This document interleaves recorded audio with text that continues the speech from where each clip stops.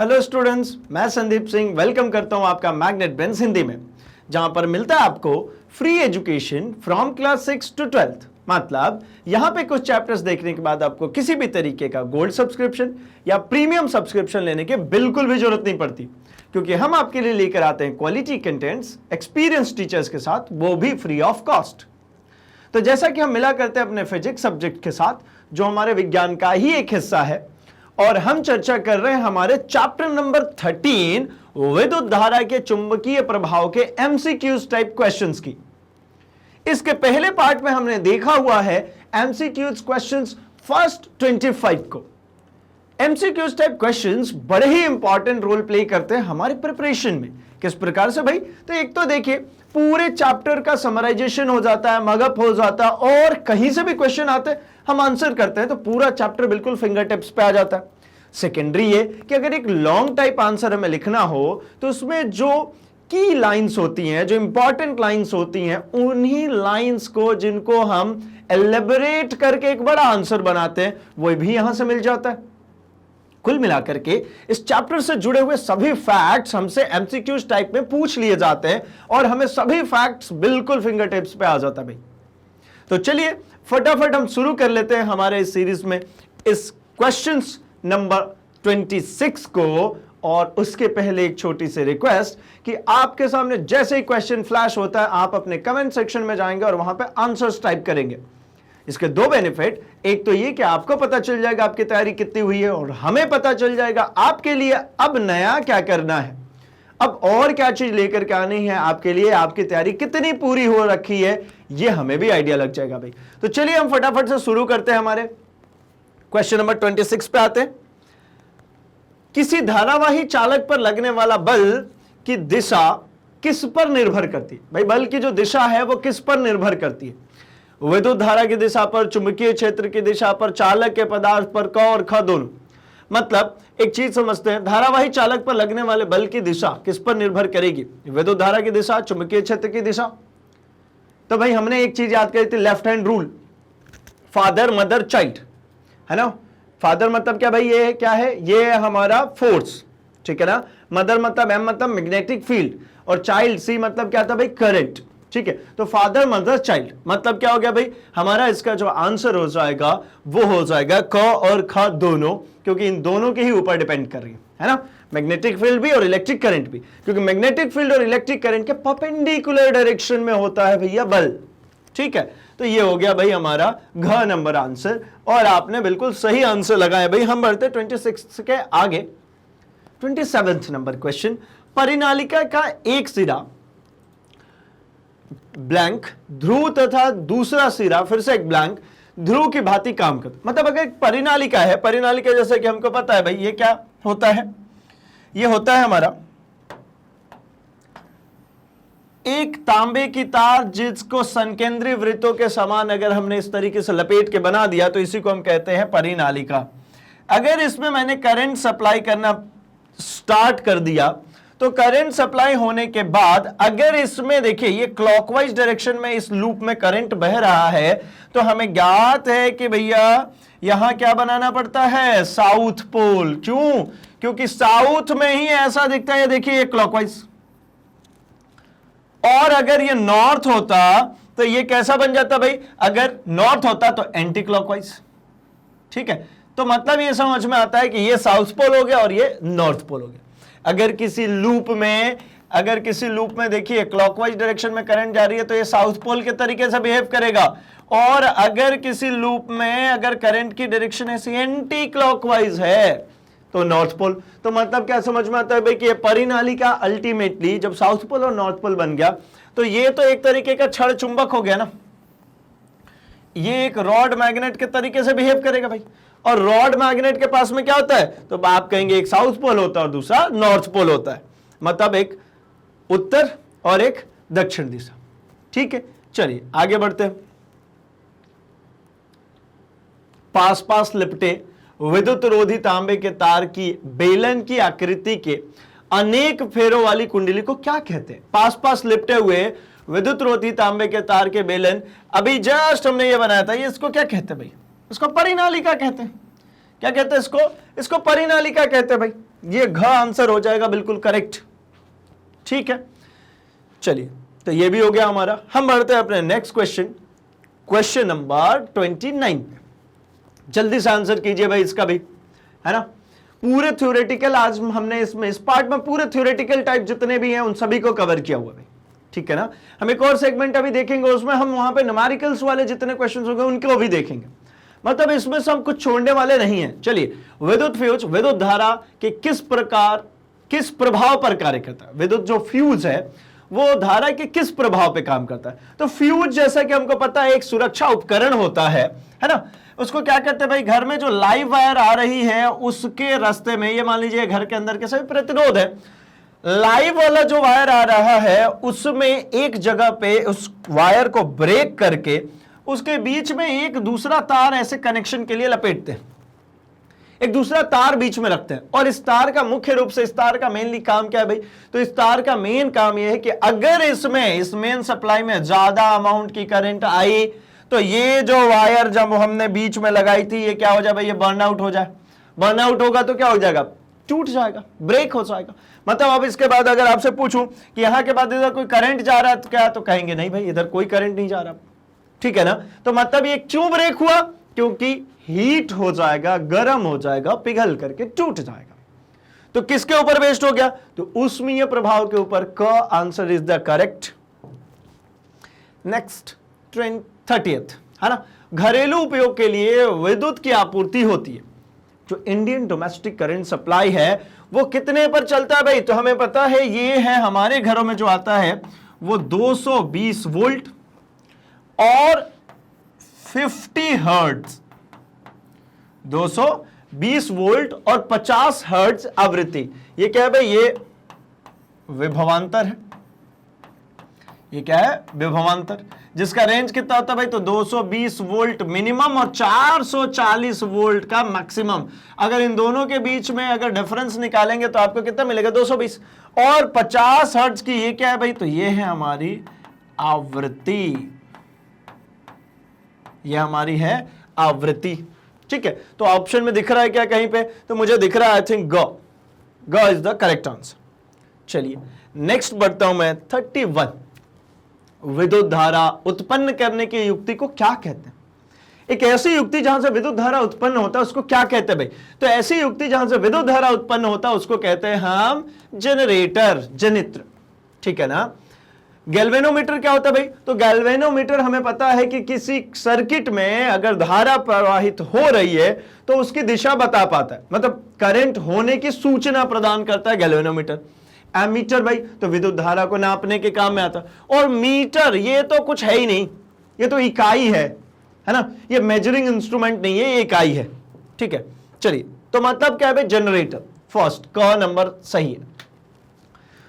32 की बात कर लेते हैं। किस यंत्र द्वारा विभवांतर को मापा जाता है। जो विभवांतर है, जो विभवों का अंतर है, उसको किसके द्वारा मापा जाएगा, एमीटर, हाइड्रोमीटर, गैल्वेनोमीटर, वोल्टमीटर। तो भाई अभी जैसा कि चर्चा की हमने, एमीटर जो है वो करंट नापता है भाई, वोल्टमीटर जो है, गैल्वेनोमीटर जो है वो भाई करंट की डायरेक्शन को बता रहा है। उसी प्रकार से हमारे पास वोल्टमीटर है जो बताएगा विभवांतर को। और याद भी रह जाता है ना, विभवांतर को किस चीज में नापते हैं भाई, इसकी इकाई क्या होती है, इसकी इकाई होती है वोल्ट। इसकी इकाई क्या होती है, वोल्ट। तो मतलब क्या भाई, इसको नापेगा कौन, तो इसको नापेगा वोल्टमीटर, ठीक। चलिए आगे बढ़ते हैं अपने 33rd क्वेश्चन पे। और आप भी भैया जल्दी से आंसर कर दीजिए 33rd की भी। विद्युत धारा से जुड़े चुंबकीय क्षेत्र संबंधी खोज का कार्य किसने किया था। भाई विद्युत धारा से जुड़े चुंबकीय क्षेत्र की खोज किसने की थी, तो भाई हमने जो सबसे पहले इस चैप्टर में पढ़ा वहां पे हमने क्या देखा था कि ऑर्स्टेड आए थे और उन्होंने कहा था कि भाई एक ऐसा बोर्ड ले लीजिए और इस बोर्ड के आर पार एक इस तरीके से विद्युत वायर, एक विद्युत धारा प्रवाहित करने के लिए एक चालक को ऐसे कंडक्ट कर दीजिए और यहां कहीं पे हम लगा देते हैं भैया एक स्विच, ये हमने लगा दी एक स्विच, ठीक है। और यहां पर रख देते हैं एक निडल मैग्नेट, एक यहां पे क्या रख दी हमने, needle magnet. Needle magnet compass जिसको कहते हैं, चुंबकीय सुई। जैसे ही हमने यहां पे स्विच को क्लोज किया, यह चुंबकीय सुई अपनी जगह बदल दी, विक्षेपित हो गई। तो ये विक्षेपण ने बताया कि इसके अराउंड, ये वायर के अराउंड यहां पे चुंबकीय क्षेत्र उत्पन्न हो रहा है, और ये सबसे पहले बताया था हमें ऑर्स्टेड ने। तो इसलिए इनके ही नाम पे हमने इसको रखा कि भैया ये जो है सबसे पहले बताने वाले कौन है, ऑर्स्टेड। नेक्स्ट बढ़ते हैं, एक समान चुंबकीय क्षेत्र कौन उत्पन्न कर सकता है? इनमें से कौन है जो एक समान चुंबकीय क्षेत्र उत्पन्न करेगा? भाई क्षण चुंबक कर सकता है, नाल चुंबक कर सकता है, धारावाही वृत्ताकार कुंडली कर सकती है, धारावाही बेलनाकार कुंडली कर सकती है। तो भाई धारावाही बेलनाकार कुंडली जो है वो एक समान चुंबकीय क्षेत्र उत्पन्न करता है, वो भी कहां, इनसाइड द कॉइल। ये जो कॉइल है, इस कॉइल के इनसाइड अगर अंदर की बात करेंगे तो अंदर जो ये फील्ड लाइंस जो होती है ये एक समान होती है। क्यों?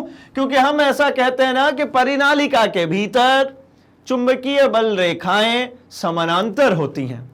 अब अगर ये रेखाएं अंदर की तरफ ये समानांतर हैं, ये रेखाएं कैसी होगी भाई, ये रेखाएं होंगी समांतर, तो मतलब ये किसको निरूपित करेंगी, एक समान चुंबकीय क्षेत्र।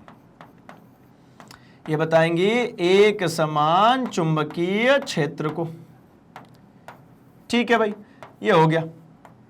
ठीक, तो बेलनाकार कुंडली, धारावाही बेलनाकार कुंडली, या फिर इसी को कह सकते हैं क्या, परिनालिका। ये अल्टीमेटली क्या भाई, परिनालिका है, ये सोलेनोइड है। ठीक है, आगे बढ़ते हैं 35th, किस प्रकार के चुंबक की शक्ति में सरलता से परिवर्तन किया जा सकता है, मतलब इजीली किसको चेंज किया जा सकता है? स्थायी को, विद्युत को, भू संपर्क और नाल। भाई ये तो कुछ है ही नहीं, ये तो ऑप्शन, मतलब देखिए होने को तो एक ही सही होगा ना, बाकी गलत होंगे। ये चुंबक से ही लेना देना नहीं, तो ऐसे ही एलिमिनेट हो गया। नाल चुंबक और ये स्थायी चुंबक, ये तो भैया स्थायी चुंबक हो गए, है ना।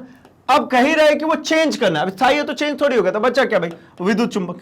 इलेक्ट्रोमैग्नेटिज्म को चेंज किया जा सकता है, कैसे कैसे चेंज कर सकते हैं भाई, तो उसमें हमने देखा था कि जो परिनालिका हमने बनाई है, उस परिनालिका को चेंज करके, उसके सिरों की त्रिज्या को चेंज करके, वहां से हम चुंबकीय शक्ति को चेंज कर सकते हैं, परिवर्तित कर सकते हैं। करंट के मान में परिवर्तन, धारा के मान में परिवर्तन करके भी हम चेंज कर सकते हैं। तो आंसर इज विद्युत, है ना। विद्युत चुंबकत्व में विद्युत धारा को भी बदलेंगे तो हमें चुंबकीय क्षेत्र दिखेगा कि भाई बदल रहा है, और इसी में अगर हम कुंडली की जो त्रिज्या थी उसको बदलेंगे तो भी हमें बदलता हुआ दिखेगा भाई। आगे बढ़ते हैं 36 पे, आसान सा भाई, जल्दी आंसर कीजिए। जो युक्ति विद्युत के प्रवाह की दिशा में बदलाव लाती है, मतलब ऐसी युक्ति है जो विद्युत के प्रवाह की दिशा में बदलाव लाती है, वह युक्ति कौन सी है? कौन सी युक्ति है जो इसमें बदलाव लाती है, परिवर्तन लाती है? तो भाई अपन ने इस तरीके से देखा है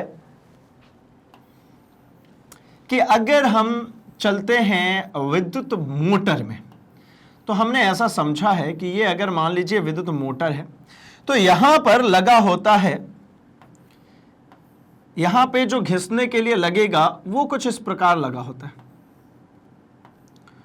2D आकार का लगा होता है। यहां पे ये ब्रश है, ये यहां से भी ये ब्रश है, और ये इसको घिस रहा है। ठीक है, गैल्वेनोमीटर लगा देंगे, चलिए छोड़िए, ठीक है ना। मैं जनरेटर बना लेता हूं, अगर आप यहां पे सप्लाई दे देंगे तो ये मोटर हो गया, मैंने सप्लाई दे दिया तो ये मोटर हो गया। चलिए, ये हो गया भाई मेरा B1, ये मेरा हो गया D1, ये हो गया मेरा D2, ये हो गया मेरा B2। ये मेरा है ABCD आर्मेचर, ये है मेरा नॉर्थ पोल, ये है मेरा साउथ पोल। मुझे पता है कि नॉर्थ पोल साउथ पोल है, तो यहां से चुंबकीय क्षेत्र इधर की डायरेक्शन में होगी। अगर करंट की डायरेक्शन इस तरीके से जा रही है, तो अभी आप ध्यान से देखेंगे तो ऐसे निकल के गई है, ऐसे ही वापस आ जाएगी। ठीक, सर्किट कंप्लीट होगी।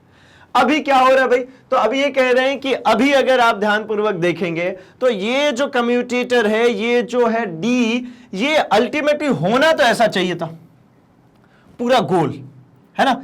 लेकिन इसको क्या किया, इस गोल को बीच में से ऐसा काट दिया।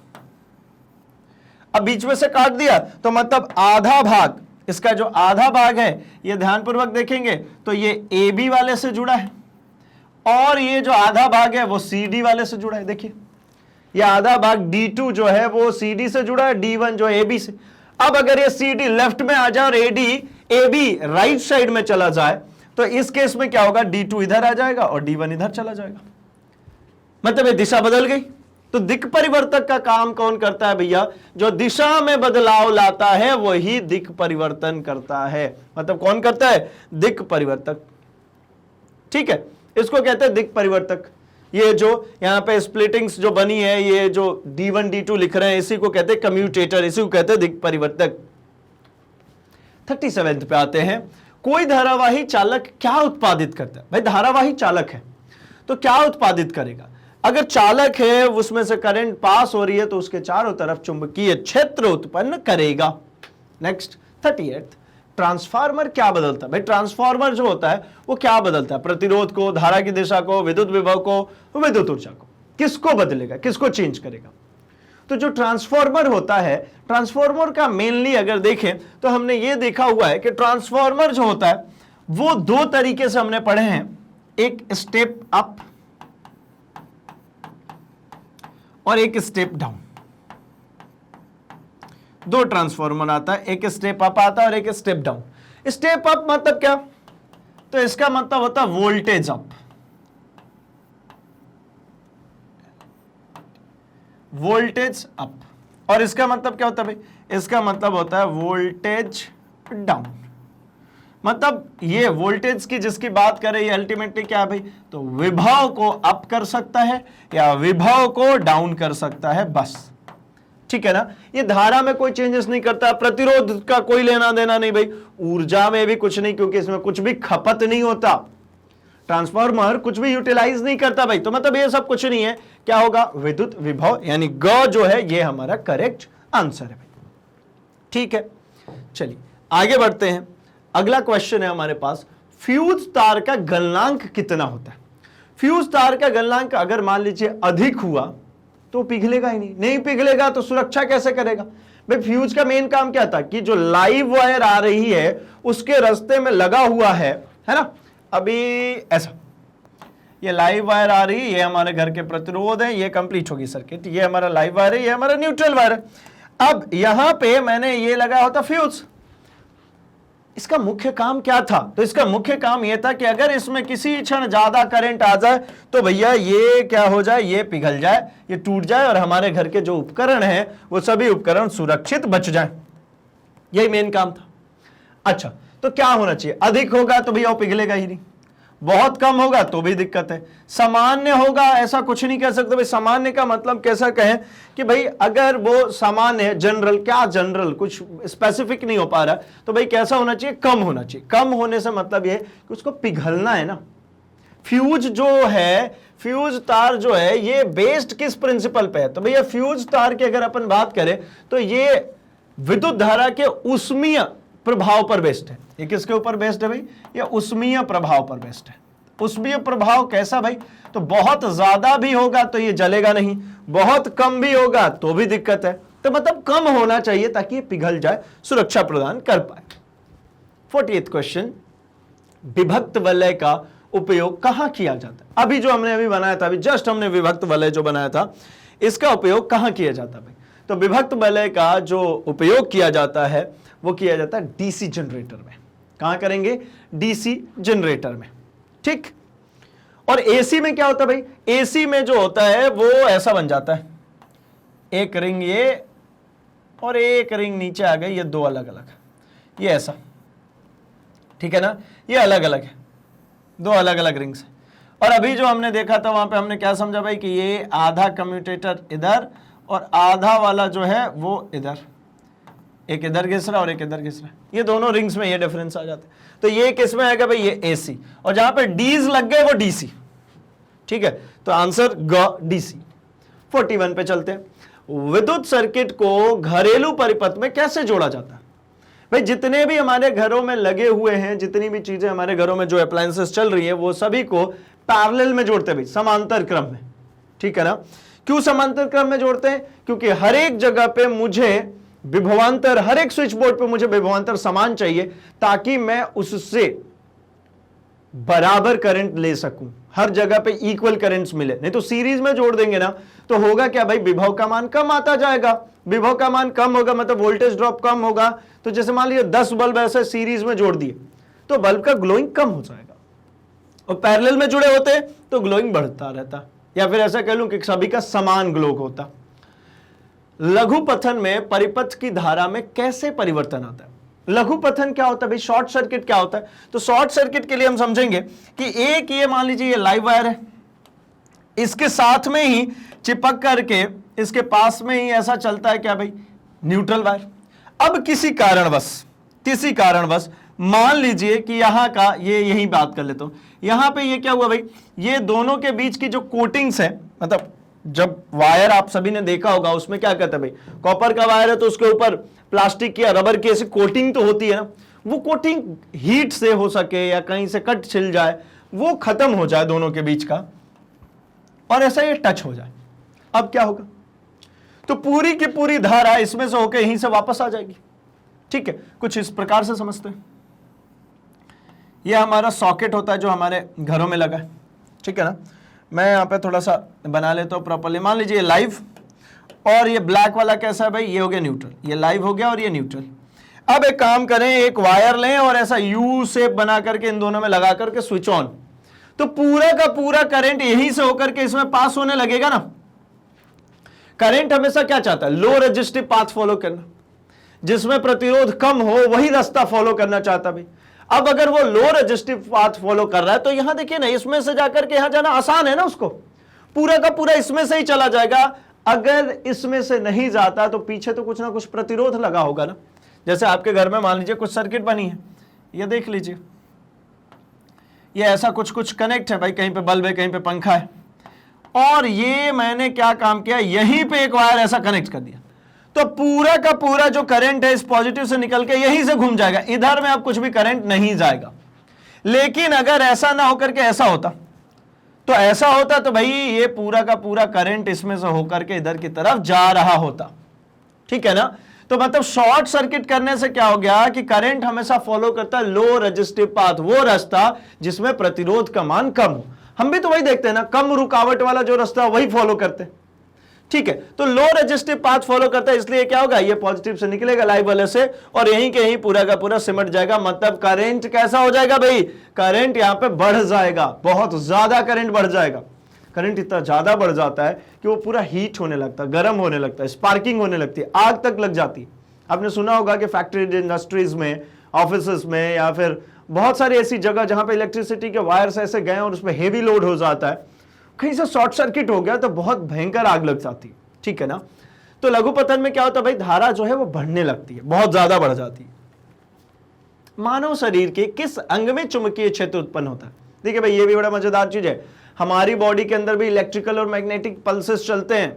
हमारी बॉडी के अंदर ऑटोमेटिकली भाई कुछ इलेक्ट्रिकल पल्सेस, कुछ मैग्नेटिक पल्सेस देखने को मिलते हैं। तो कहां कहां भाई, मस्तिष्क, हृदय, आंख, या फिर मस्तिष्क और हृदय दोनों। तो भैया क और ख, मस्तिष्क और हृदय दोनों ही जगह पे, ठीक है ना, इलेक्ट्रिकल पल्सेस ही चलती है भाई उसके अंदर, है ना, चुंबकीय मैग्नेटिक पल्सेस बेसिकली। और आंख से अगर बात करते हैं तो वहां से इलेक्ट्रिकल पल्सेस आती है। आंख से जो लाइट बीम आंख के ऊपर पड़ती है, रेटिना के पीछे से जो नर्व्स के जरिए हमारे ब्रेन को जाता है सिग्नल, वो इलेक्ट्रिकल जाता है। लेकिन हार्ट बीट की बात करेंगे ना, तो वहां पे भाई, वहां पे मैग्नेटिक पल्सेस जनरेट होते हैं, मतलब मैग्नेटिक क्षेत्र जनरेट होता है। इसलिए कहते हैं ना, मोबाइल फोन्स भैया ऐसे इधर जेब में ना रखें। बहुत सारे लोगों को सुना होगा आपने ये सजेशन देते हुए, तो भाई इसलिए क्योंकि वहां पे मैग्नेटिक फील्ड ऑलरेडी जनरेट कर रहा है हमारा हार्ट भी। ठीक है ना। चलिए, निम्न में से किस प्रक्रिया में चुंबकीय प्रभाव का उपयोग होता है? ठीक है, विद्युत परिपथ, अल्ट्रासाउंड या एमआरआई। तो भाई ये जो एमआरआई जो है ना, ठीक है, आपने बहुत कॉमन नाम है आज के डेट में मेडिकल इंडस्ट्रीज में। अगर आप बात करते हैं, अगर आप हॉस्पिटल्स की बात करते हैं, कुछ भी अगर ऐसा हो जाए जहां पर एक्सरे नहीं हो सकता या फिर हम उसको क्लियरली देख नहीं पाते, तो डॉक्टर्स एमआरआई प्रेफर करते हैं। एमआरआई क्या होता है भाई, तो मैग्नेटिक रेजोनेंस इमेजिंग होती है। कुछ ऐसा समझेंगे, वो कुछ इस तरीके का, अगर आपने देखा हो, इस तरीके का कुछ एक बॉक्स टाइप होता है। ये पूरी magnetic, heavy magnetic field generate होती है। इसके अंदर व्यक्ति को क्या किया जाता है, एक ऐसा पैड होता है, इसके ऊपर लिटा करके भेज दिया, यहां पे ये सो करके गए भाई, और यहां पे magnetic, heavy magnetic fields generate की जाती है। उसकी वजह से हम जो है ना, इससे जुड़ी होती स्क्रीन्स, उस स्क्रीन पे इमेजिंग आनी शुरू हो जाती है, उसकी मैपिंग करना शुरू करते हैं, इमेजिंग करना शुरू करते हैं, और जहां कहीं पे कुछ दिक्कत होती है वो वहां पे पॉइंट आउट हो जाता है। जैसे सपोज अगर किसी को ब्रेन के अंदर कहीं पे क्लोटिंग्स हो जाए जनरली, तो वो ब्लड क्लोटिंग्स का पता ऐसे एक्सरे एंड ऑल में नहीं हो पाता। ठीक है, तो क्या करते हैं भाई, वहां पे करते हैं एमआरआई। एमआरआई करने से होता यह है कि वहां से जो मैग्नेटिक फील्ड्स भेजी जाती है और उसके पीछे जो रिसीव किया जाता है, वहां रिसीवर एंड पे अगर कहीं पे क्लोटिंग है तो वहां डॉट्स बनने शुरू होते हैं, मतलब वहां से वो फील्ड लाइंस पास नहीं होती है, ब्रेकेज आएगा। आप ऐसा समझिए ना, आप एक सिंपली यहां से फील्ड लाइंस ऐसी जा रही है, ये यहां से फील्ड लाइंस जा रही है, यहां पे कोई ऑब्जेक्ट आ गया और ये फील्ड लाइन गई और रुक गई, ये फील्ड लाइन गई रुक गई, यहां से ये जा रही है, ये वापस जा रही है। यहां पीछे अगर मैंने एक स्क्रीन रखा हुआ है, इस स्क्रीन पे मैं पा रहा हूं कि ये जो पहले मैंने जो भेजा था लाइट, जो मैंने मैग्नेटिक फील्ड, ये सब जाके टकरा रही है, दो चीजें नहीं टकरा रही यहां पे। इसका मतलब क्या भाई, यहां पे कुछ ना कुछ हर्डल से कुछ ना कुछ दिक्कत है। यही होता है उसके अंदर, एमआरआई के अंदर। तो भाई क्या होगा कि इसमें चुंबकीय प्रभाव का उपयोग करते हैं एमआरआई में, है ना। इसमें बोलते भी हैं कि भाई जो मेटेलिक चीजें कुछ पहना हो अगर पेशेंट, तो भाई ये सब चीजें उतार ले, क्योंकि भाई वहां पे हेवी मैग्नेटिक फील्ड जनरेट होती है वहां पे।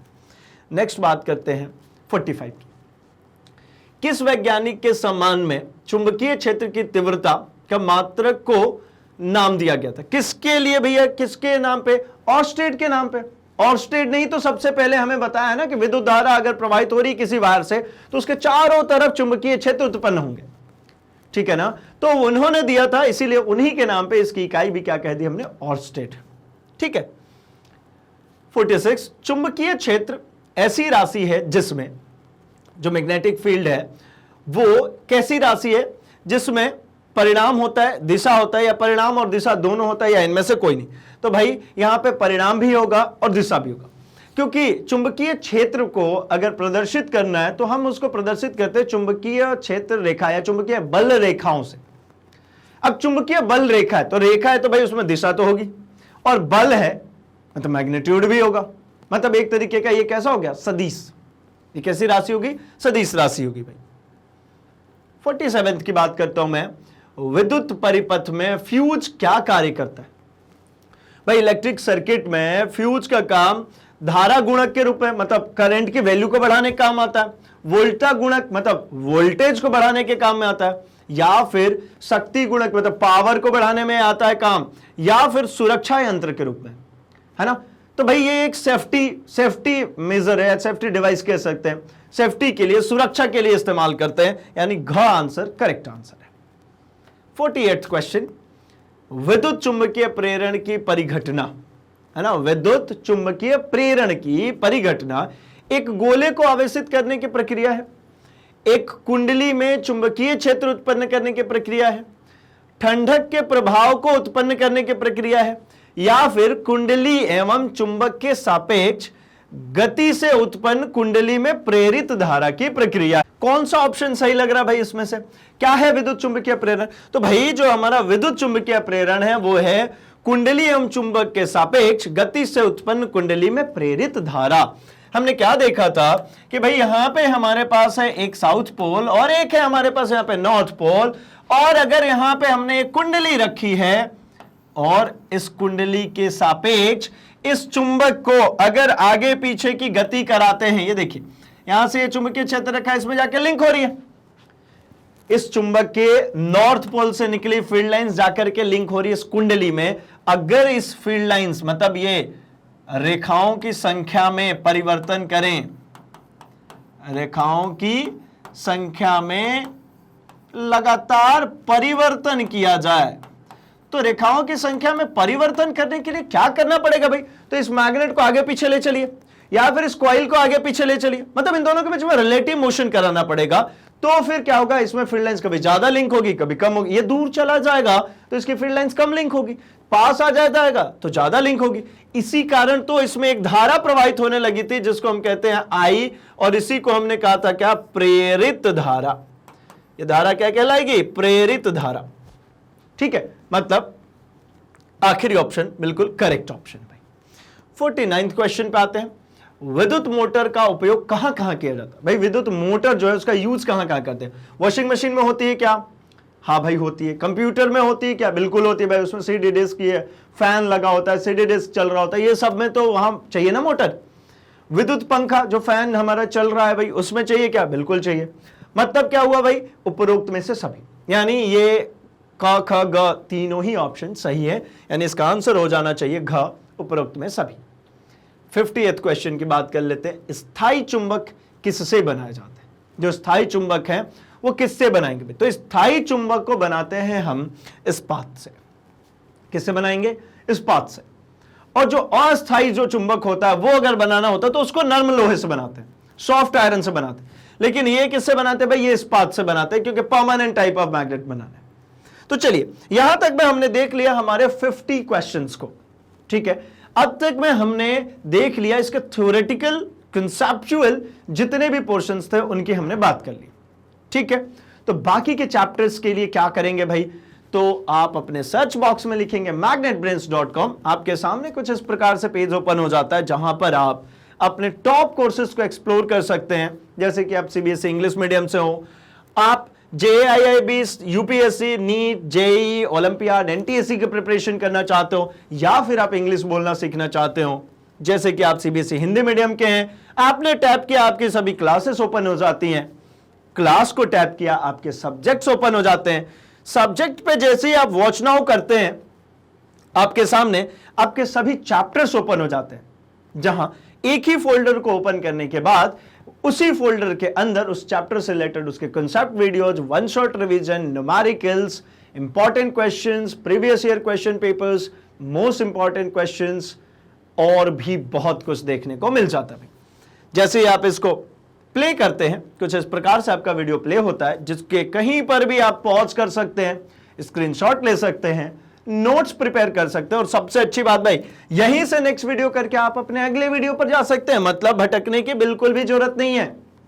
तो अभी के लिए इस वीडियो को लाइक कर दीजिए, चैनल को सब्सक्राइब कर लीजिए और इसे अपने दोस्तों में शेयर भी कर दीजिए भाई, क्योंकि मैग्नेट ब्रेन्स हिंदी लेकर के आया है free education from class 6 to 12th, quality content और एक्सपीरियंस टीचर्स के साथ।